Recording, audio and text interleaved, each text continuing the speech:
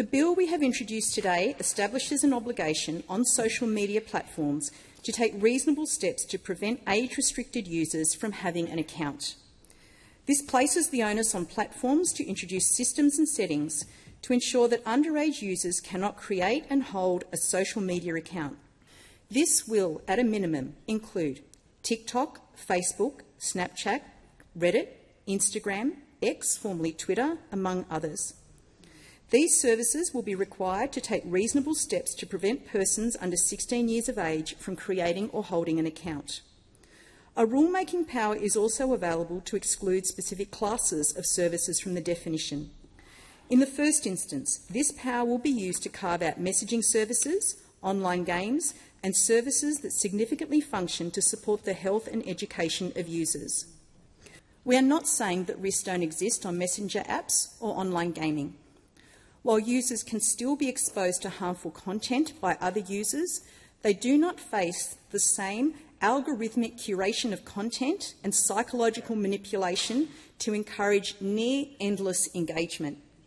Further, the inclusion of messaging apps could have wider consequences, such as making communication within families harder. This categorical rulemaking power is expected to deem out of scope services such as Facebook Messenger Kids and WhatsApp.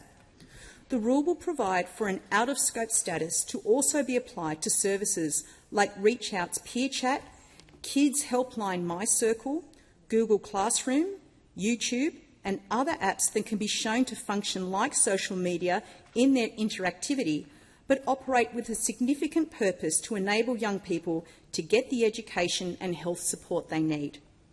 Compliance with the minimum age obligation will likely involve some form of age assurance, which may require the collection, use and disclosure of additional personal information.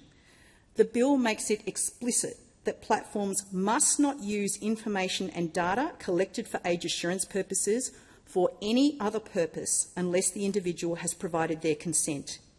This consent must be voluntary, informed, current, specific and unambiguous. This is an elevated requirement that precludes platforms from seeking consent through pre-selected settings or opt-outs. In addition, once the information has been used for age assurance or any other agreed purpose, it must be destroyed by the platform or any third party contracted by the platform. Serious and repeated breaches of these privacy provisions could result in penalties of up to $50 million under Section 13G of the Privacy Act.